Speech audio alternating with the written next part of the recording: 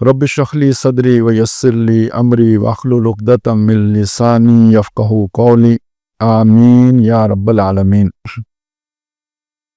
اب ہم سورہ نوح کا مطالعہ کر رہے ہیں۔ یہ حضرت نوح علیہ السلام کے نام پر ہے، اور حضرت نوح علیہ السلام پہلے رسول ہیں جو نوع انسانی کی طرف بھیجے گئے۔ حضرت آدم علیہ السلام نبی ہیں، آپ کے بعد ایک نبی آئے ہیں حضرت شیس علیہ السلام، ایک حضرت ادریس علیہ السلام ہے۔ اس کے بعد جو ہے بیچ میں شاید کوئی اور بھی آئے ہوں، لیکن یہ کہ جو معلوم ہے وہ یہ 2 حضرات ہیں، یعنی کل حضرت نوح علیہ السلام سے پہلے جو معلوم انبیاء ہیں وہ 3 ہیں، اور اس کے بعد حضرت نوح علیہ السلام کی بعثت ہے، اور ان کے بارے میں خیال یہ ہے کہ یہ حضرت آدم علیہ السلام کے کوئی 2000 سال بعد کی شخصیت ہیں۔ تو اگر وہ ایک خاندان سے سلسلہ چلا ہو تو 2000 سالوں میں وہ ترقی کر کے کتنے خاندان بن گئے ہوں گے، وہ ایک اندازہ آپ لگا سکتے ہیں۔ یہ وہ قوم تھی جس کی طرف حضرت نوح علیہ السلام بھیجے گئے۔ نبی اور رسول کا بھی ایک فرق سامنے آ رہا ہے، تو وہ بھی عرض کر دوں کہ نبی جیسے اولیاء اللہ ہوتے ہیں، لیکن فرق یہ ہوتا ہے کہ ان کے پاس وحی آتی ہے محفوظ ذریعے سے، اللہ کی طرف سے جو بھی حکم آتے ہیں محفوظ ہوتے ہیں۔ ولی جو بھی ہے اس کو کوئی القاء ہو، الہام ہو، کوئی خواب آئے، ضروری نہیں ہے کہ وہ محفوظ ہو، اس میں کوئی شیطان کی آمیزش بھی ہو سکتی ہے، لیکن جو نبی کی طرف وحی آتی ہے وہ محفوظ ہوتی ہے۔ پہلی بات تو یہ ہو گئی۔ تو جس کا بھی اللہ تعالیٰ کے ساتھ یہ رابطہ ہے، محفوظ رابطہ، وہ نبی ہے۔ اب اس نبیوں میں سے کسی کو اللہ تعالیٰ رسول بنا دیتے ہیں، یعنی ہر رسول نبی لازمن ہوتا ہے، لیکن یہ ضروری نہیں ہے کہ ہر نبی لازمن رسول بھی ہو۔ حضرت زکریا علیہ السلام ہے، حضرت یحییٰ علیہ السلام ہیں، یہ اور بہت سے انبیاء ہیں، عزیر علیہ السلام ہیں، یہ انبیاء ہیں، ایوب علیہ السلام ہیں۔ لیکن جب وہ کسی قوم کی طرف بھیجے جاتے ہیں، اپوائنٹ کیے جاتے ہیں، مامور کیے جاتے ہیں، ڈیوٹی لگائی جاتی ہے کہ اس قوم کو جا کے خبردار کرنا ہے، تو یہ جو حیثیت ہوتی ہے وہ رسول کی حیثیت ہوتی ہے۔ اور نبی قتل بھی ہوئے ہیں، رسول قتل نہیں ہو سکتا۔ جس قوم نے اپنے رسول کو قتل کرنے کی کوشش کی، اللہ نے اس قوم کو ملیامٹ کر دی ہے، جبکہ انبیاء کے قتل ہونے کا ذکر جو ہے نا قرآن مجید میں موجود ہے۔ ہاں، ایک بات یہ ہے کہ بعض جگہوں پہ رسول کا لفظ نبی کے لیے آیا ہے، یہ آپس میں اس طرح ملتے جلتے ہیں، جیسے مسلم اور مومن کا لفظ ہے، کہیں مسلم بمعنی ایمان والوں کے استعمال ہوتا ہے، اور کہیں مسلم جو ہے نا وہ اس کے یعنی قانونی اسلام تو ہے، حقیقی ایمان نہیں ہے، اس معنی میں بھی استعمال ہوتا ہے۔ جیسے آپ دیکھیں، یہ مثال ہے آپ کے سامنے، سورہ حجرات میں فرمایا قالت الاعراب آمنا، یہ بدو کہتے ہیں ہم ایمان لائے۔ قل، اے نبی فرمائیے، لم تؤمنوا، تم ہرگز ایمان نہیں لائے ہو، ولکن قولوا اسلمنا، بلکہ یہ کہو کہ ہم نے اسلام لایا۔ تو یہاں بہت واضح ہے کہ ایمان دل والے جو ہے نا یقین کو کہتے ہیں، اور اسلام اقرار باللسان کو کہتے ہیں، یہاں بہت واضح بات ہو گئی۔ لیکن آپ جب وہاں پہ جائیں گے جہاں ابراہیم علیہ السلام کہہ رہے ہیں، ان کا ذکر آ رہا ہے، اذ قال لہ ربہ اسلم قال اسلمت لرب العالمین، جب اس کے رب نے اسے کہا اسلام لاؤ، اس نے کہا میں اب سارے جہانوں کے رب کی بات کو مانتا ہوں، اسلام لاتا ہوں۔ اب وہاں اسلام بمعنی ایمان استعمال ہو رہا ہے۔ یا جیسے حکم ملا اللہ کی طرف سے دونوں باپ بیٹے کو کہ جی باپ کو حکم ملا کہ ذبح کرو، بیٹے کو حکم ملا کہ ذبح ہونے کے لیے تیار ہو جاؤ، تو بیٹے نے کہا بجی ٹھیک ہے، کیجئے جو اللہ نے آپ کو حکم دیا ہے، افعل ما تؤمر، اور ستجدنی انشاءاللہ من الصابرین، آپ مجھے صبر کرنے والوں میں سے پائیں گے۔ اب یہاں بھی لفظ اسلام بھی آیا، فلما اسلما، جب وہ دونوں اسلام لے آئے۔ تو اب یہ اسلام اور ایمان علیحدہ علیحدہ الفاظ ہیں، معنی میں تھوڑا فرق بھی ہے، اور اس فرق کا کہیں لحاظ بھی رکھا گیا اور کہیں مترادف بھی استعمال ہو گئے۔ اسی طرح رسول اور نبی کا لفظ ہے، کہیں جو ہے نا رسول بمعنی نبی بھی آیا گیا، جیسے آ گیا کہ کلما جاءکم رسول بما لا تہوی انفسکم استکبرتم ففریقا کذبتم وفریقا تقتلون، جب تمہارے پاس کوئی ایسا رسول آیا جس نے تمہیں کوئی ایسی بات کہی کہ جو تمہیں پسند نہیں تھی، تو تم نے ان نبیوں میں سے ان رسولوں کے ایک گروہ کو قتل کر دیا اور ایک گروہ کو کی تم نے جھٹلا دیا، انکار کر دیا۔ تو اس کا مطلب ہے یہاں پہ تو رسول اگر مراد وہ والا رسول ہو تو اس کے تو قتل ہونے کی بات آ گئی ہے، جبکہ ہمیں معلوم ہے کہ نبیوں کے قتل ہونے کا معاملہ تو ہو سکتا ہے، رسولوں کے قتل ہونے کا معاملہ نہیں ہو سکتا ہے۔ رسولوں کو تو نشانی کو قتل کیا گیا تو قوم نہیں بچی، یعنی حضرت صالح علیہ السلام کی جو اونٹنی تھی اس کی جب کونچیں کاٹی گئیں تو اس قوم کو اللہ نے 3 دن کی مہلت دی اور اس کے بعد اسے ختم کر دیا۔ تو جتنے رسولوں کا ذکر ہے، نوح علیہ السلام ہوں، اس کے بعد جو ہے نا یہ حضرت ہود علیہ السلام ہوں، صالح علیہ السلام ہوں، ان رسولوں کے قتل ہونے کی کوشش ہوئی ہے، اللہ نے ناکام بنائی ہے، اور قتل کرنے کا ارادہ کرنے والوں کو اللہ نے ہلاک کر دیا۔ فَأَرَادَ أَن يَسْتَفِزَّهُم مِّنَ الْأَرْضِ فَأَغْرَقْنَاهُ وَمَن مَّعَهُ جَمِيعًا۔ جب فرعون نے ارادہ کیا کہ موسیٰ علیہ السلام کو قتل کر ڈالے تو اللہ تعالیٰ نے اس کو اور اس کے سارے لشکر والوں کو برباد کر دیا، موسیٰ کو بچا دیا۔ كَتَبَ اللَّهُ لَأَغْلِبَنَّ أَنَا وَرُسُلِي، اللہ نے یہ بات لکھ رکھی ہے، میں اور میرے رسول مغلوب نہیں ہوں گے، ہم غالب رہیں گے۔ تو رسول اصل میں اللہ کا سفیر بن کے گیا ہوتا ہے، کسی جگہ پہ اپوائنٹ ہو کے آنا ہے، وہ ایک فیصلہ کن حیثیت کے ساتھ ہوتا ہے، اسے کوئی قوم قتل نہیں کر سکتی۔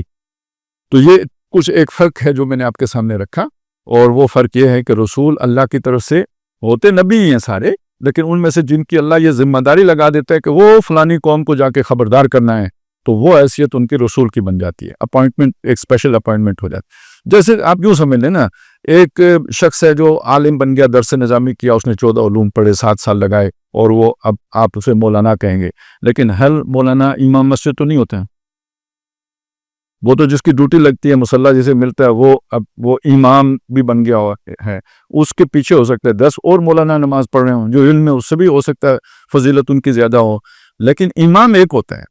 اسی طرح اللہ تعالیٰ یعنی ایک وقت میں ایک سے زائد نبی بھی موجود رہے ہیں، لیکن یہ کہ رسول جو ہیں ان کو وہ جو ہے اللہ تعالیٰ ان میں سے، جیسے ہارون علیہ السلام نبی ہیں، موسیٰ علیہ السلام نبی بھی ہیں، رسول بھی ہیں، تو یہ فرق ذہن میں رکھیں۔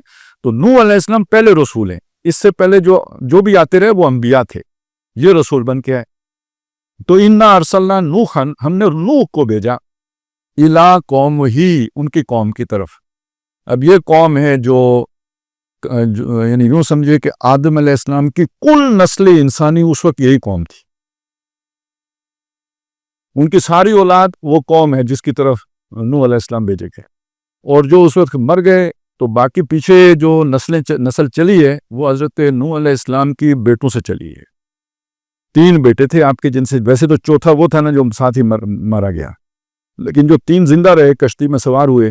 تو اس وقت دنیا میں جتنے بھی انسان پائے جاتے ہیں نوح علیہ السلام کے ان 3 بیٹوں کی اولاد ہیں۔ ایک تھے حضرت یافس، ایک تھے حضرت حام، ایک تھے حضرت سام۔ یہ جو گورے چٹے شمالی قومیں ہیں، یہ جو ہے نا یہ تقریباً سارے ہی، کچھ کو چھوڑ کے، یہ جو جنوب مشرقی یورپی اقوام ہیں انہیں چھوڑ کر باقی جو شمال کی طرف رہنے والے گورے لوگ ہیں، یہ سارے کے سارے حضرت یافس کی نسل میں سے ہیں۔ یہ کوریا والے، جاپان والے، چین والے، یہ بھی حضرت، اور یہ روس والے، یہ بھی حضرت یافسی کی نسل سے ہیں۔ جو حضرت حام ہیں ان کے بارے میں کہا جاتا ہے کہ ان کی نسل جو ہے نا وہ آباد ہوئی ہے سندھ و ہند میں، یعنی ہندوستان والے سارے جو ہے نا، اور یہ سندھ و ہند یہ 2 یعنی بر صغیر جسے آج ہم کہتے ہیں، تو اس میں جو پرانی اقوام ہے یہ حضرت حام کی نسل میں سے۔ اچھا، یہ ان کی ایک نسل جا کے آباد ہوئی ہے یہ جنوب مشرقی یورپ جو ہے اس میں، اس لیے آپ نے پتہ نہیں سنا ہوگا یا نہیں سنا ہوگا کہ ہٹلر جو تھا بہت بڑا نسل پرست تھا، لیکن وہ ہندوستان والوں کا خاص خیال رکھتا تھا۔ وہ کیوں خیال رکھتا تھا؟ وہ اس لیے خیال رکھتا تھا، وہ اوپر جا کے ہم ایک وہ ہو جاتے ہیں، تو وہ بھی حامی النسل تھا، ہٹلر بھی حامی النسل تھا۔ اور ایک نسل ان کی جا کے آباد ہوئی ہے مصر میں اور سوڈان وغیرہ میں، کہتے ہیں افریقی بھی وہی ہیں، لیکن یہ اختلافی مسئلہ ہے۔ افریقہ کے بارے میں ایک اور رائے بھی ہے، لیکن ابھی آپ اتنا رکھ لیں کہ یہ جو تقسیم کی جاتی ہے وہ یہ کی جاتی ہے۔ تیسرے ہیں حضرت سام، جن رسولوں کا ذکر قرآن مجید میں کیا گیا، یہ حضرت سام کی اولاد ہے سارے۔ حضرت ہود علیہ السلام بھی سام کے بیٹے تھے، آگے صالح علیہ السلام بھی وہی نسل ہے، ابراہیم علیہ السلام بھی وہی ہیں، سامی النسل۔ انہی میں سے پھر ابراہیم علیہ السلام کے آگے بیٹے حضرت اسحاق، تو جن کے بیٹے حضرت یعقوب تھے، جن کا لقب جو اسرائیل تھا، ان کے جو 12 بیٹے تھے وہ بنی اسرائیل، ان سے جو نسل چلی ہے، تو یہ سامی النسل کہلاتے ہیں۔ آپ کو معلوم ہے اینٹی سیمیٹک ہونا، یعنی سامیوں کا دشمن ہونا بہت بڑا ایک وقت تک گالی سمجھا جاتا تھا، تو وہ اصل میں یہ سارے یہودیوں نے اپنے لیے وہ ایک اسپیشل گراؤنڈ حاصل کی تھی، اس لیے کہ ہٹلر نے ان کو مارا تھا، تو یعنی وہ اینٹی سیمیٹک تھا، تو جب گالی بن گیا تھا ایک زمانے میں کہ یہودیوں کی مخالفت کرو تو کہنے یہ اینٹی سیمیٹک ہے، تو یہودی بھی سامی النسل ہیں۔ اور حضرت اسماعیل بھی حضرت ابراہیم کے بیٹے تھے، تو وہ بھی ان سے بھی جو نسل چلی ہے، یہ جو امیین ہیں عرب والے، یہ بھی سامی النسل ہیں۔ تو یہی سمجھا جاتا ہے دنیا میں یہ تین جو ہے نا جو نوح علیہ السلام کے بیٹے تھے، ان سے یہ دنیا میں نسلیں پھیلی ہیں۔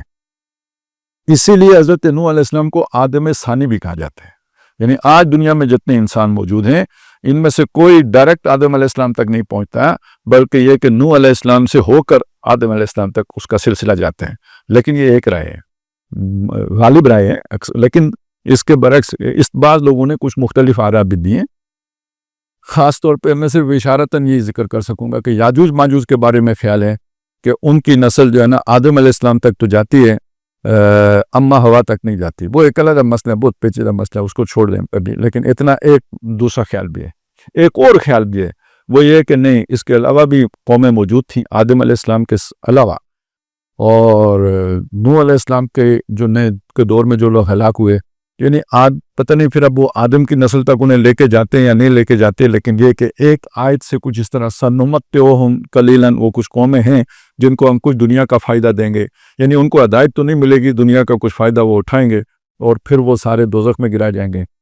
تو ایک امت وہ لوگ وہ ہیں جو نوح علیہ السلام کے ساتھ کشتی میں اٹھائے گئے، وہ اممن، کچھ اور امتیں بھی ہیں، یعنی ایک معنی اس کا یہ کیا گیا ہے، یہ جو میرا خیال ہے سورہ صاد میں یا صافات میں، اس میں یہ مضمون ہے، لیکن یہ کہ وہاں پہ یہ بیان کیا جاتا ہے کہ کچھ اور امتیں بھی تھیں، لیکن وہ شاذ رائے ہے۔ اکثر رائے وہی ہے جو میں نے آپ کو بتائی کہ حضرت نوح علیہ السلام جو ہیں وہ آدم ثانی ہیں۔ تو اب وہ منظر آپ ذہن میں رکھیں، باقی باتوں کو چھوڑیں، ابھی اس بات کو لے لیں کہ جو نوح علیہ السلام جب آئے تو اس وقت کل نوع انسانی یہی تھی۔ اچھا، یہ تھی کہاں پر؟ اب یہ ایک نیا سوال ہے۔ جب ہم پوری دنیا میں یہ ذکر سنتے ہیں نا نوح علیہ السلام کا، یعنی اس وقت جتنے بھی لوگ آباد ہیں، وہ طوفان نوح کا ذکر سب کے ہاں موجود ہے، ان کی کتابوں میں موجود، ہندوؤں کے ہاں بھی موجود ہے، اسی طرح جو یہ بدھ مت ہیں ان کے ہاں بھی موجود ہے، بلکہ بہت دور دراز آباد قومیں جو ہے نا ان کے بھی ہاں طوفان نوح کا ذکر موجود ہے۔ تو اب اس کے بارے میں اس وجہ سے ایک رائے یہ بنی کہ طوفان نوح ساری زمین پر آیا تھا، اس لیے کہ تمام انسان اس کی یاد رکھتے ہیں، لہذا ساری زمین پر آیا تھا۔ دوسری رائے ہے کہ نہیں ایسا نہیں تھا، اس وقت سارے انسان آبادی ایک تھوڑی سی جگہ پر تھے، اور 3 ہی آدمی تو بچے تھے جن سے یہ پوری انسانیت پھیلی ہے، تو ان 3 آدمیوں کے تو ذہن میں تھا، تو اس لیے ان کی پوری نسلوں میں اس کا ذکر جو ہے نا وہ موجود ہے۔ اچھا، وہ علاقہ کون سا تھا جس میں یہ طوفان آیا؟ خیال یہی کیا جاتا ہے کہ ویسے اور آراء بھی ہیں، کوئی آدم علیہ السلام کو سری لنکا سے اٹھاتا ہے، تو کوئی افریقہ سے اٹھاتا ہے، تو کوئی کیا کرتا ہے، لیکن یہ کہ نوح علیہ السلام کے بارے میں تقریباً یہ بات مانی جاتی ہے کہ یہ عراق کا جو علاقہ ہے نا، اس علاقے میں رہنے والے تھے۔ اب وہ جو آتا ہے نا والتین والزیتون وطور سینین وہذا البلد الامین، تو وہ جو 3 انجیر کا جو علاقہ ہے جہاں انجیر پر کثرت ہوتا ہے، تو اس کے بارے میں خیال یہ ہے کہ وہ نوح علیہ السلام ان کی طرف اشارہ ہے، اس لیے کہ کوہ طور کے بارے میں تو موسیٰ علیہ السلام کنفرم ہے کہ انہیں طور پہ لے جا کے کتاب دی گئی، اور زیتون وہ علاقہ جہاں یہ جو زیتون کے باغات زیادہ ہیں، تو وہ یروشلم کا علاقہ ہے جہاں حضرت عیسیٰ علیہ السلام نے جو ہے نا وہ دعوت و تبلیغ کا کام کیا ہے۔ تو پیچھے جو ہے نا انجیر کا علاقہ جو ہے نا وہ یہ بنا عراق، اور اس سے یہ نینوا جو بعد میں، اور یہ دو دریا بہتے ہیں نا، کیا ہے وہ، جیسے ادھر گنگا اور جمنا ہے، تو وہاں پہ فرات اور کیا ہے دجلہ اور فرات، ان کے درمیان کی جو تہذیب ہے، یہ در حقیقت گویا مسکن تھا حضرت آدم علیہ السلام کا، اور اسی سے وہاں نسل پھیلتی رہی، اور جب وہ پھیل گئی تو وہاں پہ حضرت نوح علیہ السلام کی بعثت ہوئی ہے۔ تو یہ قوم گویا وہاں پہ آباد تھی، اگر ہم اسے کسی جغرافیے کا بھی تعین کریں تو وہ یہ بنتا ہے۔ انذر قوم کا کہ کر خبردار، یعنی پیغام، رسول ہیں، پیغامبر ہے، یعنی اللہ کا کوئی میسیج ہے جو اس نے لے کے جانا ہے، تو پیغام پہنچانا ہے، تو اس نے جا کے اپنی قوم کو خبردار کرنا ہے۔ انذر کہ کر خبردار قوم کا اپنی قوم کو، من قبل اس سے پہلے، ان یاتیہم عذاب علیم کہ ان پر دردناک عذاب آ جائے۔ گویا یہ جو انداز ہے، اس سے پتہ یہ لگتا ہے کہ اس قوم پر دردناک عذاب طے ہے، تقدیر ہے، وہ ٹلے گا نہیں، اس سے پہلے خبردار کرنا ہے۔ اب یہ ذرا یہاں پہ پھر مسئلہ کھڑا ہو جائے گا کہ بھئی پھر رسول کو بھیجنے کا مقصد کیا؟ آپ نے تو تباہ ہی کرنا ہے، جیسے کہ تباہ ہوئے۔ اچھا، تباہ کرنا کیوں ہے، یہ ایک علیحدہ مسئلہ ہے، لیکن سوال ہے وہ اسے بھی سامنے رکھنا پڑے گا تو پھر بھیجنے کا مقصد کیا ہے جب تباہی کرنا ہے؟ تو اب سمجھ لیجئے اس بات کو. پہلی بات یہ کہ اللہ تعالیٰ کسی قوم پر اس طرح کی ہلاکت کب بھیجتا ہے؟ یعنی پوری کی پوری قوم کو ملیامیٹ کر دینا، ختم کر دینا، برباد کر دینا، ہلاک کر دینا، یہ اللہ کب کرتا ہے؟ یہ ایک دم نہیں کرتا، کبھی بھی ایک دم نہیں کرتا. اس کا ایک اصول ہے وَمَا كُنَّا مُعَذِّبِينَ حَتَّى نَبْعَثَ رَسُولًا. ہم کسی قوم کو عذاب نہیں دیتے جب تک کہ اسے اس میں رسول بھیج کے اسے سمجھا نہ دیں، کان نہ کر دیں، اس کو جو ہے نا کھٹکا نہ کر دیں. اس سے پہلے ہم کسی قوم کو غفلت میں نہیں مارتے. یہ سورہ بنی اسرائیل میں ہے. سورہ انعام میں یہ مضمون ایک اور انداز میں آیا وَمَا كَانَ رَبَّكَ لِنُهْلِكَ الْقُرَىٰ وَمَا كَانَ لِنُهْلِكَ الْقُرَىٰ. ہم ایسے نہیں ہیں کہ ہم کسی بستی کو ہلاک کر دیں. اور ذَلِكَ لَمْ نَكُنْ مُهْلِكَ الْقُرَىٰ إِلَّا وَهُمْ غَافِلُونَ. جبکہ لوگ غافل ہوں، یعنی پہلے انہیں ہم سمجھاتے ہیں، کھڑکاتے ہیں، پھر اس کے بعد انہیں ہم جو ہے نا وہ عذاب دیتے ہیں. اچھا، یہ جو عمل ہوتا ہے یعنی رسول بھیج کے کان کر کے پھر اس کے بعد انہیں ہلاکت سے دوچار کرنا، اس سے پہلے بھی بہت کچھ ہو چکا ہوتا ہے. رسول تو یوں سمجھیے آخر میں جا کے آتا ہے. اس سے پہلے کیا ہوتا ہے؟ اس سے پہلے جو ہوتا ہے وہ یہ ہے، جیسے کوئی سورہ بنی اسرائیل میں ہی وضاحت کی کہ وَإِذَا أَرَدْنَا أَن نُهْلِكَ الْقُرَىٰ. جب ہم ارادہ کرتے ہیں کہ ہم کسی بستی کو ہلاک کر دیں، امرنا مترفیہا، جو اس کے خوشحال لوگ ہوتے ہیں ان کو ہم حکم دے دیتے ہیں. یہاں حکم دینے کا مطلب وہ والا حکم نہیں ہے جیسے اللہ تعالیٰ کہتا ہے نماز پڑھو، شرعی حکم نہیں ہے مراد اس سے، یہ تکوینی حکم ہے. یعنی حالات ایسے پیدا کر دیتے ہیں، لوگوں کو چھوٹ دے دیتے، پکڑ نہیں کرتے. لیکن ایک آدمی ہمارے ہاں عام طور پہ پرانے وقتوں میں یہ ہوتا تھا، کہتے کوئی آدمی جھوٹی قسم اٹھائے تو کوئی نہ کوئی نقصان ہو جاتا تھا، کوئی مکان گر جاتا تھا، کوئی لینڈ سلائیڈ ہو جاتی تھی، تو لوگ ڈرتے تھے جھوٹی قسم اٹھانے سے. غلط یعنی اس کا مطلب اللہ نے چھوٹ نہیں دی ہوئی، غلط کام کرو پکڑ ہو جائے گی. کسی آدمی نے کسی کے ساتھ ظلم کیا تو ظلم اس کے آگے آ گیا، جیسے ہم کہتے ہیں نا ظلم آگے آ گیا، تو وہ ظلم آگے آ گیا. اس کا مطلب اللہ نے چھوٹ نہیں دی ہوئی، پکڑ کر رہے ہیں. یہ چھوٹ دینے کا مطلب یہ ہے کہ ہم نافرمانیاں کرو، اللہ پکڑے گا نہیں. امرنا مترفیہا، ان کی بستی والوں کو دو چیزیں ہوگی، ایک یہ کہ ہم نے چھوٹ دے دی، اور ایک اور چیز بھی ہوئی، وسائل دے دی. اب ایک آدمی کوئی غلط کام کرنا چاہتا ہے، وسیلہ ہی نہیں ہے، کیسے کرے گا؟ اب اسے وہ وسائل مل گئے تو وہ تو سمجھے گا اللہ نے بڑا احسان کر دیا، حالانکہ وہ اس کو اللہ نے گناہ کرنے کے وسائل دیے. تو یہ احسان نہیں ہے، یہ اللہ کی پکڑ ہے، یہ اللہ کا عذاب ہے، یہ اللہ کی گرفت، بہت بڑی ناراضگی ہے. تب اللہ گناہ کرنے کے وسائل دیتا ہے، وگرنہ پہلے ہی روک لیتا ہے. تو اب دو چیزیں ہوگی، خوشحالی ایسی کہ انسان جو کرنا چاہے وہ کر سکے، اور دوسری بات یہ کہ کوئی گناہ پر پکڑ نہیں، اللہ نے چھوڑ دیا، کرتے چلے جاؤ. تو وَإِذَا أَرَدْنَا نُهْلِكَ الْقُرَىٰ أَمَرْنَا مُتْرَفِيهَا، یعنی انہیں چھوڑو. مترفی خوشحال لوگ جن کو وہ وسائل ہیں، جن کے پاس جو کرنا چاہیں کر سکتے ہیں، اور ان کی پکڑ دکڑ ہم نے چھوڑ دی، جو مرضی کرتے جائیں، انہیں کوئی پکڑنے والا نہیں ہے. حتیٰ امرنا مترفیہا ففسقوا فیہا، تو انہوں نے خوب گند مچایا، فسق و فجور کا بازار گرم کر دیا، بے حیائی. جیسے قوم لوط کا ذکر آتا ہے، یا جیسے جو ہے نا اور باقی قوموں کا، جیسے فرعون ظالم تھا، اس کو بھی تو چھوٹ ملی ہوئی تھی، تو بادشاہت ملی ہوئی تھی، تب ظلم کر رہا تھا. اگر کوئی مزدور ہوتا تو وہ کیسے ظلم کرتا؟ بے شک فرعون ہوتا، طاقت جو ہے وہ اپنی خواہشیں اس کی فرعون والی ہوتی، لیکن وسائل نہ ہوتے تو کیسے ظلم کرتا؟ بادشاہ نہ ہوتا تو اللہ نے بادشاہی دے دی. تو اسی طرح مختلف قوموں کو اللہ تعالیٰ نے مواقع دیے، ففسقوا فیہا، انہوں نے خوب ظلم و ستم اور فسق و فجور کے بازار گرم کیے. تو فحق علیہ القول، تو ان پر ہماری دفعہ لاگو ہو گئی.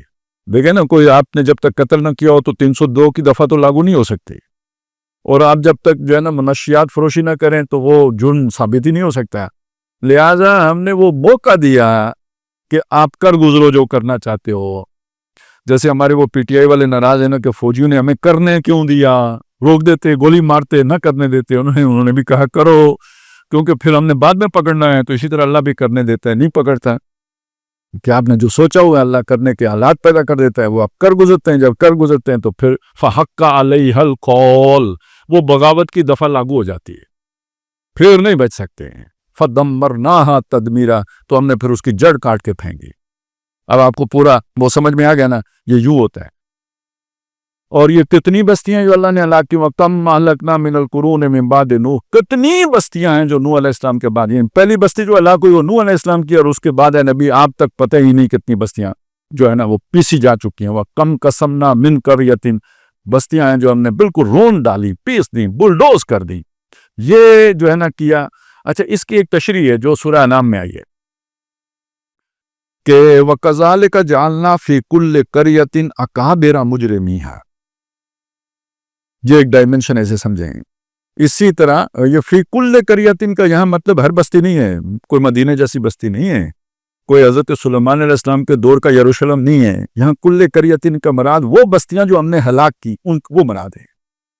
ان بستیوں میں سے جو اکابر یعنی جو ان کے بڑے لوگ ہوتے تھے، لیڈر لوگ ہوتے تھے، وہ مذہبی لیڈر ہوں یا وہ ان کے سیاسی رہنما ہوں، جو یا یہ کہ وہ جیسے قبیلے کے چیف ہوتے تھے، جو سردار لوگ ہوتے تھے، ان وہ جو اکابر بڑے وہ جو ہوتے تھے مجرمی، ہاں ان کے مجرم ہوتے تھے۔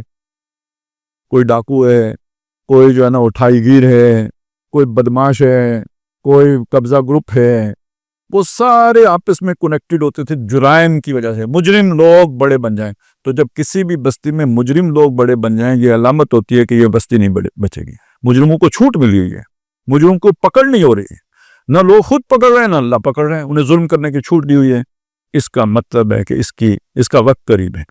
وہ جو وہاں پہ تھا نا امرنا مترفیہا، اس امرنا مترفیہا کی تشریح یہ ہے کہ ہم نے ان اکابر مجرمیہا بڑے بنا دیے مجرم، تو وہاں پہ فسقوا فیہا تو فحق علی القول، وہ یہ تشریح یہاں پہ نہیں ہے، وہ آپ اسے یہاں پہ جوڑ کے وہ سمجھ لیں۔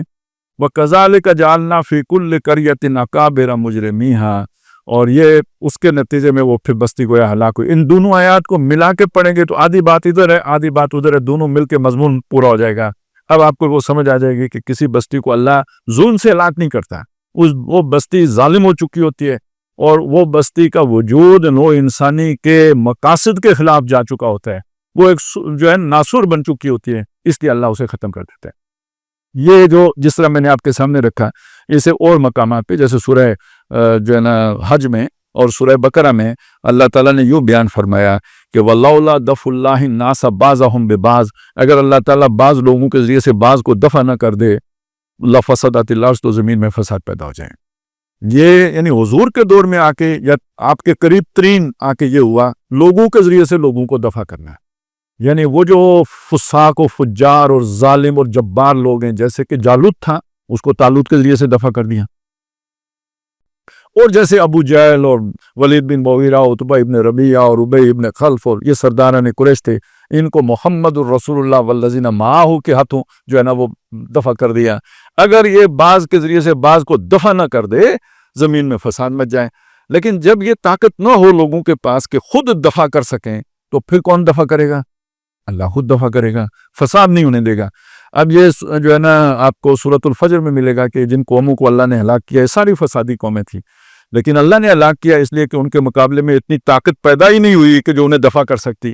الم تر کیف فعل ربک بعاد ارم ذات العماد التی لم یخلق مثلها فی البلاد وثمود الذین جابوا الصخر بالواد وفرعون ذی الاوتاد، یہ ساری جو خبیث قومیں، یہ ان کا کیا تھا؟ الذین طغوا فی البلاد، انہوں نے شہروں میں سرکشی کی تھی، سر اٹھایا تھا، طغیانی پہ آ گئے تھے۔ فاکثروا فیہا الفساد، وہی وَلَوْلَا دَفْعُ اللَّهِ النَّاسَ بَعْضَهُمْ بِبَعْضٍ لَفَسَدَتِ الْأَرْضُ فَأَكْثَرُوا فِيهَا الْفَسَادَ، انہوں نے شہروں کو فساد سے بھر دیا۔ فَصَبَّ عَلَيْهِمْ رَبُّكَ صَوْتَ عَذَابٍ، تو تیرے رب نے ان پر عذاب کا کوڑا برسایا۔ اب وہ دیکھیں نا، وہ ہم نے انہیں چھوٹ دے دی، انہوں نے فسق و فجور کا بازار گرم کر یعنی فساد برپا کر دیا۔ جب وہ فساد برپا ہو گیا تو ہم نے پھر ان کا قصہ تمام کر دیا، جڑ کاٹنا۔ اچھا، یہ جڑ کاٹنے کے حوالے سے اسی سورہ انعام میں بلکہ دو وضاحتیں ہیں اس میں، وہ بھی آپ کے سامنے رکھ دوں۔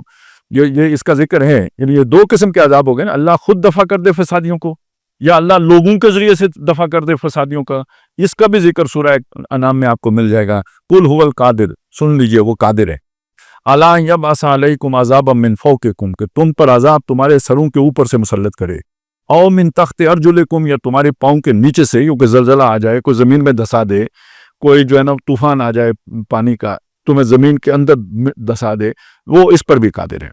او یلبسکم شیعان، یا تمہیں دو جماعتوں میں تقسیم کر دے، گروہ بنا دے تمہارے، ویذیق بعضکم بعض، بعض ایک کی طاقت کا مزہ دوسرے کو چکھا دے، جیسے بدر میں ہوا یا جیسے طالوت و جالوت کے قصے میں ہوا۔ اللہ یہ سب کر، یعنی اللہ کے عذاب کی تین صورتیں ہو گئی، اوپر سے آنا، نیچے سے آنا یا یہ کہ آپس میں ٹکرا دینا. خدا یوں بھی گناہوں کی سزا دیتا ہے, بانٹ کر قوم کو گروہوں میں لڑا دیتا ہے. آسمان ہی سے عذاب نازل نہیں ہوتے, آدمی کو بھی ملک الموت بنا دیتا ہے. یہ 3 صورتیں ہو گئی عذاب کی. لیکن یہ بھی اچانک نہیں آتا, ایک دم جو ہے نا بغیر بتائے نہیں آتا, اس سے پہلے بہت کچھ ہوتا ہے.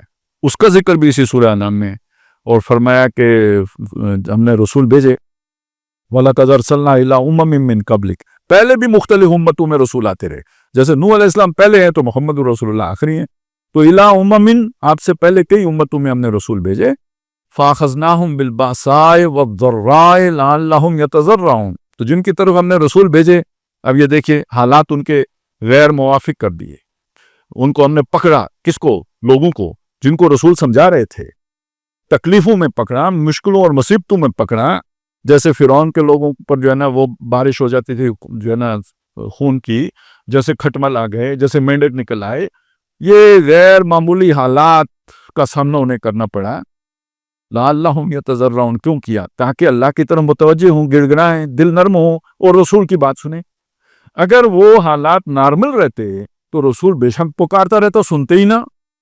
تو ہم نے ان کے ذہنوں کو جھنجھوڑنے کے لیے ان کے حالات کے اندر تھرتھلی مچائی تاکہ یہ رسولوں کی بات کی طرف توجہ دیں. لیکن یہ سب ہوا, ان کے کانوں پر جوں نہیں رہیں گی. فلولا اذ جاءہم باسنا, تو ایسا کیوں نہیں ہوا جب انہیں ہماری طرف سے کوئی عذاب آیا. دیکھیں یہ ایک نارمل سی چیز ہے. ہم نے 2005 کا زلزلہ دیکھا یا نہیں دیکھا؟ جب وہ آیا تو ہمارے دل نرم ہوئے, لیکن دوسرے دن ہم مال غنیمت کے پیچھے دوڑ رہے تھے. اور پھر اب بھول چکے کیا ہوا تھا. یہی آل فرعون کے ساتھ ہو رہا ہوتا تھا. ایک جب آتا تھا وہ کہتے تھے موسیٰ بچا لے, پھر توبہ کرتے ہیں, لیکن جب بچ جاتے تھے اس کے بعد کہتے تو کون ہم کون, رات گئی بات گئی, اللہ اللہ خیر صلی اللہ, واپس اپنی تھا. تو اب آپ کو سمجھ آ رہی ہے, کوئی قوم اللہ نے ظلم سے نہیں ہلاک کی. کس طرح اسے سمجھایا, رسول بھیج کے علیحدہ سمجھایا, جھنجھوڑ کے علیحدہ سمجھایا. فَلَمَّا نَسُوا مَا ذُكِّرُوا بِهِ, جب وہ بھول گئے جو انہیں سمجھایا گیا تھا, پرواہ نہیں کی اس کی. فَتَحْنَا عَلَيْهِمْ أَبْوَابَ كُلِّ شَيْءٍ, اب ہم نے ان پر ہر شے کے دروازے کھولے. وہ جو ادھر آیا تھا نا کہ اللہ تعالیٰ انہیں چھوٹ دے دیتا ہے مجرموں کو, تو آپ بھی سوچے گا کہ یار یہ تو اللہ نے ہمیں پھنسایا, یہ ایک طرح سے جال پھیلایا اللہ نے, تو پھر ہمارا کیا قصور؟ تو بتایا نہیں, قصور پہلے ہو چکا تھا, یہ جال تو ہم نے بعد میں بچھایا تمہارے لیے. یہ تو ہمارے ناراضگی تھی کہ ہم نے تب یہ جا کے معاملہ کیا. پہلے تمہیں سمجھایا, ہر طرح سے سمجھایا, جھنجھوڑا, لیکن جب تم نے پرواہ نہیں کی تو پھر ہم نے اپنی بساط بچھائی تمہیں پکڑنے کی. اور بساط کا دیکھیں پہلی کڑی کیا تھی؟ پکڑنا بند کر دیا. اب آپ کو سمجھ آئی کہ صحابہ کو اگر بیمار نہیں ہوتے تھے, کوئی تکلیف نہیں آتی تھی, کوئی مصیبت نہیں آتی تھی, سال گزر جائے تو پریشان ہو جاتے تھے, اللہ ناراض تو نہیں ہو گیا. تو اس کا مطلب ہے یہ جو پکڑ دکڑ ہوتی ہے, دیکھیں ہر انسان گنہگار ہے, خطا کار ہیں, ہم سے غلطیاں ہوتی رہتی ہیں. تو جو تکلیف مصیبت مصائب آتے ہیں وہ ان تکلیفوں کا کفارہ بن جاتے ہیں, وہ تکلیفیں ان گناہوں کا کفارہ بن جاتی ہیں. تو گویا اللہ محبت کر رہا ہے نا, گناہ جھاڑ رہا ہے. سال گزر گیا, گناہ تو ہوئے ہوں گے, جان بوجھ کے نہیں بھی ہوئے تو بے جانے بوجھے ہوئے ہوں گے, اور اللہ کی طرف سے کوئی پکڑ نہیں آئی, کوئی دکھ نہیں, کوئی بیماری نہیں, کوئی تکلیف نہیں, تو کس بات کی علامت ہے؟ اللہ نے چھوٹ دے دی. فتحنا علیہم ابواب کل شیء حتی اذا فرحوا بما اوتوا, یہاں تک کہ اترانے لگے اس پر کہ جو انہیں دیا گیا تھا, جو انہیں ملا تھا. اخذناہم بغتۃ, اب ہم نے پکڑا اچانک. یہ جو اچانک جڑ کاٹنے والا عذاب آتا ہے یہ ایک دم نہیں آتا, اتنے پروسیس کے بعد آتا ہے. اخذناہم بغتۃ فاذا ہم مبلسون, بجھ گئے, وہ ساری امیدیں دم توڑ گئیں, ساری خوشیاں غارت ہو گئیں. ایک دم وہ جیسے دیکھتا ہوا انگارہ ہو نا, پانی ڈالیں تو سر کر کے بند ہو جاتا ہے, بس اس طرح بجھ گئے, اچھل کود ساری ختم ہو گئی. اور پھر اس کے بعد فقطع دابر القوم الذین ظلموا, تو جڑ کاٹ دی گئی اس قوم کی جو ظالم تھی. تو اتنے لوگوں کو اللہ جو ہلاک کرتا ہے تو یہ نہیں کہ ظلم سے کرتا ہے, یہ سارا کچھ ہوتا ہے. یہ میں نے آج تھوڑی سی وضاحت اس لیے کی کہ اصل میں جب ہم اللہ نے عذاب دیا تو وہ اس سے ہم یہ سمجھ لیتے ہیں کہ کوئی بڑی کوئی جنا یہ بہت اچھا کام ہے, پھر اسی سے ہمارے اندر یہ ساری خرابیاں آ جاتی ہیں کہ بھئی وہ یہ اللہ کی نہیں مانتا, گردن کاٹو, تن سے جدا. اللہ نے ایسا نہیں کیا, تن سے جدا نہ جڑ کاٹی ہے ایک دم, اس سے پہلے بہت سارے اہتمام کیے. دنیا امتحان کے لیے اللہ نے بنائی ہے, دار الجزا نہیں بنائی. تو یہاں پہ لوگوں کو اللہ تعالیٰ مواقع دیتا ہے اس امتحان میں کامیاب یا ناکام ہونے کے لیے کھلی چھوٹ دیتا ہے. تو یہ ایک دم تن سے جدا اللہ کا منصوبہ نہیں ہے، یہ اللہ کی حکمت کے خلاف ہے. وہ قوموں کو چھوٹ دیتا رہا ہے، اور کیسے جو وہ قوموں کو چھوٹ دیتا رہا جو اس کے نبیوں کی قاتل رہی ہیں. تو اس پوری بات کو میں نے اس لیے آپ کے سامنے رکھا کہ یہ ایسا نہیں ہے کہ بھئی ایک دم بندہ جو ہے نا وہ اللہ بھی ظالم ہے، اور یہ کہ مسلمانوں نے جنگ کی ہے، قتال کی ہے، کافروں کو مارا ہے. کتنے کافر مارے ہیں مسلمانوں نے یار؟ وہ سارے جمع کریں 150-200 نہیں بنتا. جو کم از کم نبی صلی اللہ علیہ وسلم نے مکہ فتح کرنے تک کی تو صورتحال یہ ہے. آپ صلی اللہ علیہ وسلم کی زندگی میں ایک موقع پہ حضرت خالد بن ولید نے کچھ زیادہ کوئی لوگوں کو قتل کر دیا کسی وجہ سے، یعنی اس کے بغیر بھی کام چل سکتا تھا، لیکن مار دیا. تو نبی صلی اللہ علیہ وسلم نے ہاتھ اٹھا کے دعا کہ اللہ خالد کے اس عمل سے میں بری ہوں. صلح حدیبیہ کے موقع پہ قرآن خود کہتا ہے کہ آپ مکہ فتح کر سکتے تھے. وَلَوْ قَاتَلَكُمُ الَّذِينَ كَفَرُوا لَوَلَّوُا الْأَدْبَارَ ثُمَّ لَا يَجِدُونَ وَلِيًّا وَلَا نَصِيرًا. اگر یہ کافر تم سے لڑتے، صلح نہ ہوتی، لڑائی ہوتی، تو یہ اپنے مقابلے میں کوئی حمایتی اور مددگار نہ پاتے، اور اللہ تمہاری مدد کرتا، تم غالب آتے. قربانی نہیں ہو سکی مینا میں جا کر رستے میں کرنی پڑی، عمرہ نہیں ہو سکا، احرام ویسے کھولنا پڑ گیا. یہ سب کیا کیوں کیا؟ لولا رجال مومنون، اگر نہ ہوتے کچھ لوگ ایمان لانے والے، والمومنات، اور وہ کہ جو ایمان لانے والی عورتیں ہیں وہ اگر نہ ہوتے تو لم تعلموہم، تم نے جانتے ہی نہیں، تمہیں نہیں پتا وہ ایمان لا چکے ہیں یا کل لانے والے ہیں. صلح حدیبیہ کے موقع پہ ابھی خالد بن ولید بھی مسلمان نہیں ہوئے تھے. اگر ایسے لوگ جو ایمان والے ہیں یا جنہوں نے کل ایمان لانا ہے وہ اگر نہ ہوتے مکے کے اندر، اور تم انہیں جانتے بھی نہیں، ان کے تمہیں پہچان بھی نہیں، تمہیں معلوم بھی نہیں، انت تطؤہم کے بیچ میں ان کو بھی رون دیتے تم. وہ گیہوں کے ساتھ گھن بھی پس جاتا ہے. فتصیبکم منہم معرۃ بغیر علم، بغیر جانے بوجھے تم پر ان کی جو ہے نا وہ پڑ جاتی، جو مارنے کا ایک وبال تمہارے اوپر آ جاتا ہے. اگر وہ چھٹ گئے ہوتے تو اللہ ابھی ان کو عذاب دیتا. دیکھیے اب اللہ نے کیوں وہ جنگ ٹالی، 2 سال بعد جا کے مکہ فتح ہو رہا ہے. کیوں؟ یا کچھ لوگوں کو بچانا ہے. تو یہ بہت ناگزیر جب ہو جاتا ہے تو تب اس کی اجازت ملتی ہے. مسلمانوں کو 13 سال اللہ نے اجازت نہیں دی لڑنے کی. الم تر الی الذین قیل لہم کفوا ایدیکم، اور 13 سالوں کے بعد اذن للذین یقاتلون بانہم ظلموا، اور پھر اس شرط کے ساتھ لڑو ان سے، لیکن فَإِنِ انْتَهَوْا، اگر یہ باز آ جائیں، فَإِنَّ اللَّهَ غَفُورٌ رحیم. فَإِنِ انْتَهَوْا فَلَا عُدْوَانَ إِلَّا عَلَى الظَّالِمِينَ، اگر یہ باز آ جائیں تو جو ظالم ہیں ان کے سوا کسی کے خلاف کوئی جو ہے نا وہ اقدام نہیں کرنا ہے. تو یہ جنگ یوں سمجھے آخری چارے کے طور پر، جیسے ڈاکٹر کوئی مجبور ہو کے جو ہے نا وہ آپریشن کرنے کی بات کرے، یا یہ کہ ہوتا ہے بعض اوقات اینٹی بائیوٹک کام نہیں کرتے تو اسٹیرائڈز دیتے ہیں آخر میں جا کے. تو یہ جنگ اس درجے کی شے ہے، یہ کوئی پہلا قدم نہیں ہے اس اصلاح کے عمل کے اندر. اس دور میں آ کے ہم نے چونکہ اسے پہلے قدم کے طور پر لے لیا ہے، لہذا فساد پھیلا ہوا ہے، ہر طرف پھیلا ہوا ہے. تو وہ چیز تھی جس کی وجہ سے میں نے چاہا کہ تھوڑا سا یہ چیز آپ کے سامنے آ جائے. تو اب ایک بات تو سامنے آئی کہ نوح علیہ السلام پہلے رسول ہیں. اچھا، یہ ان کی مدت بھی 9,900 سال انہوں نے تبلیغ کیے. یہ قرآن مجید نے سورہ عنکبوت میں ان کی یہ مدت بیان کی ہے. 1000 سال میں سے 50 سال کم وہ تبلیغ کرتے رہے.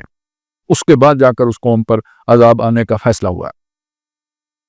اور انذر قوم کہ کرو خبردار اپنی قوم کو، من قبل ان یاتیہم عذاب علیم، وہ تو تقدیر ہے ان پہ آنا ہے. اب یہ مسئلہ کہ جب تقدیر ہے آنا نہیں ہے تو یہ تبلیغ کرنے کی کیا ضرورت ہے، 950 سال محنت کرنے کی کیا ضرورت ہے، اتنے جنجال مول لینے کی کیا ضرورت ہے. تو یہ بھی اللہ تعالیٰ کی رحمت کہ قوم کو اللہ نے ہلاک کرنا ہے.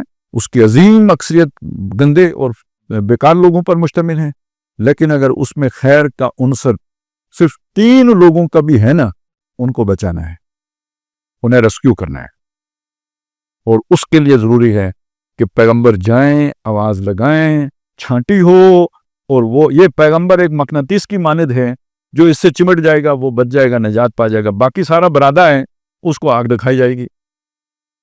تو برادے کو ضائع کرنے سے پہلے یا آگ لگانے سے پہلے اللہ تعالیٰ اس میں مقناطیس گھماتا ہے، تاکہ جتنا اس کے اندر جو لوہے چون ہے وہ اس مقناطیس کے ساتھ لگ جائے. اس لیے اللہ تعالیٰ پہلے رسول بھیجتے ہیں تاکہ اس قوم کے اندر اگر کوئی خیر کا ایلیمنٹ باقی ہے تو وہ رسول کے ذریعے سے نجات کی طرف آ جائے۔ تو گویا رسول آیا ہوتا ہے، قوم نے تو نہیں بچنا ہوتا، اس قوم کے اندر جو خیر کا عنصر ہے اس کو بچانے، ریسکیو کرنے کے لیے آیا ہوتا ہے۔ اب یہاں پہ زلزلہ آنا ہے، اب یہاں پہ تباہی پھرنی ہے، تو آواز لگاؤ، جس نے بچنا ہے وہ آ جائے میرے پاس، میں اسے بچا لوں گا۔ یہ رسول اس دعوت کے ساتھ آتا ہے، اور یہی حضرت نوح علیہ السلام کو گویا پہلے وہ جو ڈیسٹنی تھی وہ تو بتا دی گئی کہ بھئی یہ تو اس قوم کی قسمت یہ ہے، اب جاؤ جتنوں کو بچا سکتے ہو ان کو بچا لو۔ وہ انہوں نے 950 برس لگا کے تو جو اپنی کشتی بھری ہے، یہ پہلی انسانی کشتی تھی، اس سے پہلے انسان نے کشتی بنائی نہیں تھی، اور یہ اللہ تعالیٰ نے ڈائریکشن دی تھی حضرت نوح علیہ السلام کو کہ کشتی یوں کر کے بنانی ہے، بے آیوننا و وحینا، ہماری آنکھوں کے سامنے بنانی ہے اور ہماری وحی کے مطابق بنانی ہے۔ تو کشتی بنانے کی وحی اور ترکیب کس نے کی؟ اللہ تعالیٰ نے کی۔ تو جہاں اللہ تعالیٰ نے، یعنی یہ تو بالکل ایک سائنسی اور صنعتی علم ہے، وہ بھی اللہ تعالیٰ نے حضرت نوح علیہ السلام کو دیا کہ یوں کر کے تختے جو ہے نا وہ برابر کاٹ کے اس طرح کیلوں کے ساتھ انہیں جو ہے نا جوڑنا ہے اور یوں کشتی بنانی ہے۔ کتنی بڑی ہوگی؟ پہلی کشتی ہے، کوئی بہت بڑی کشتی نہیں تھی۔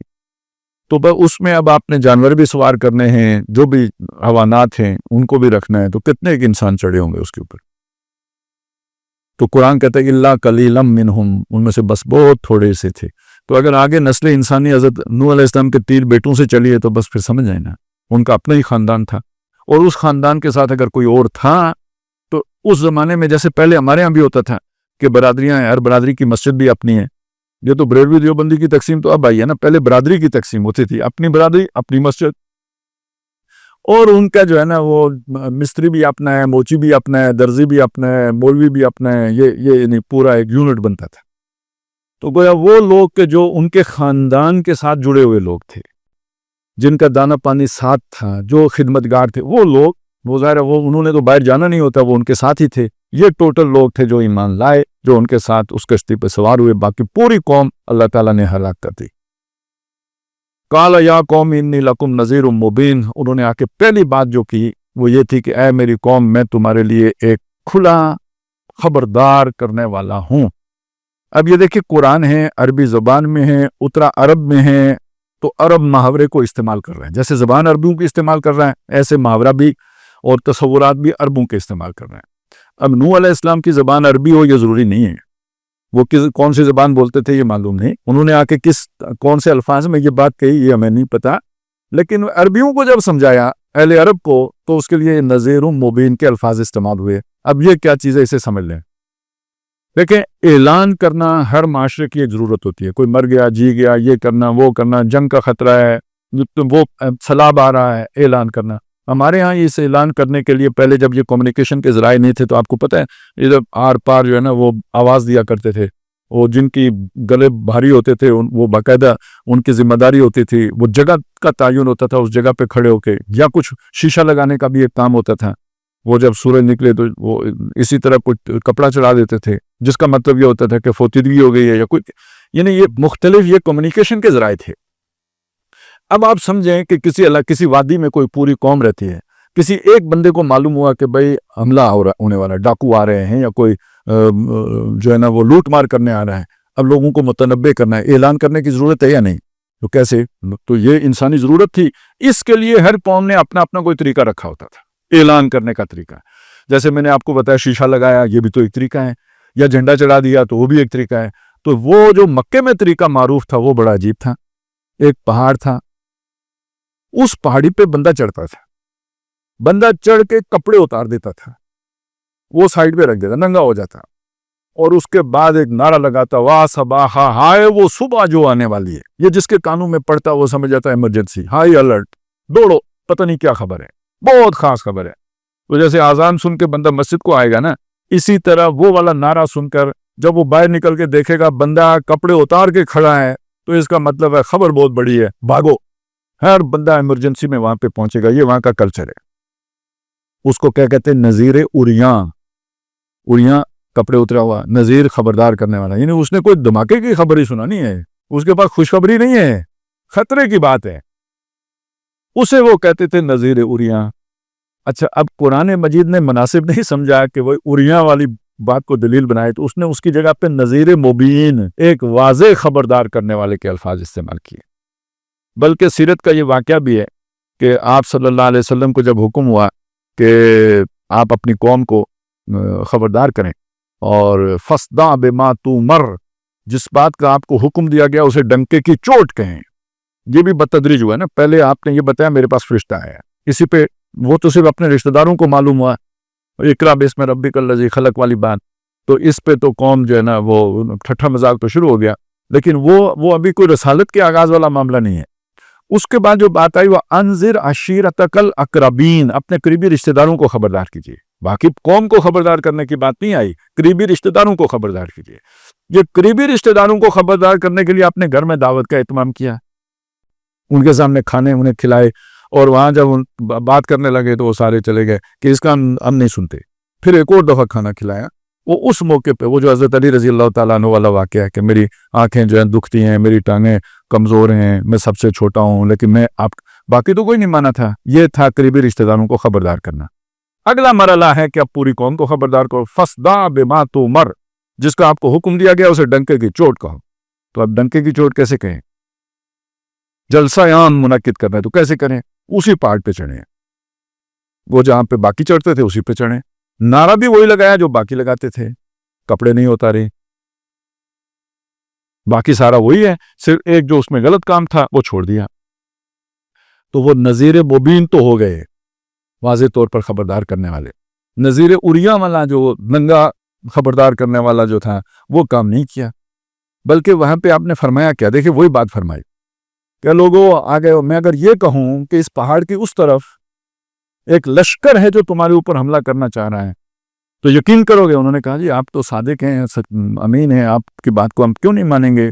اگر آپ یہ کہیں گے تو ہم مانیں گے۔ پھر آپ نے وہ اپنے اصل بات کی، اس پہ وہ سارے ناراض ہو کے چلے گئے۔ لیکن یہاں پہ جو بات ہے وہ نذیر مبین کی میں نے چاہٹ کے سامنے وضاحت کر دوں، قرآن مجید میں یہ لفظ بہت سی جگہوں پہ آیا ہے، تو نذیر مبین تو اصل میں عربوں کا جو تصور تھا نذیر مبین کا وہ نذیر اریاں کا تھا، اس میں لفظی اصلاح بھی کی، عملی اصلاح بھی کی۔ اللہ کے نبی نے قرآن میں لفظی اصلاح آ گئی، نذیر اریاں کی جگہ نذیر مبین آ گیا، اور وہ عملی اصلاح کیا ہوئی کہ جا کے نعرہ بھی وہی لگایا، کھڑے بھی اسی پارٹ پہ ہوئے، لیکن وہ جو غلط کام تھا کپڑے اتارنے والا وہ نہیں کیا۔ یہ ہوتا ہے نذیر مبین۔ باقی دعوت کیا ہے؟ ان اعبدوا اللہ، وہی جس مقصد کے لیے انسان بنائے گئے، اللہ کی عبادت کرو، واتقوا اور اس سے ڈرو، واطیعون اور میرا کہا مانو۔ یہ 3 الفاظ ہیں، میرا خیال ہے آج اس پہ بعد میں بات کر لیں گے، آج کافی ہو گیا کہ عبادت اور تقویٰ اور اطاعت 3 باتیں آئی ہیں، تو اس پہ انشاءاللہ تعالیٰ اگلی نشست میں گفتگو کر لیں۔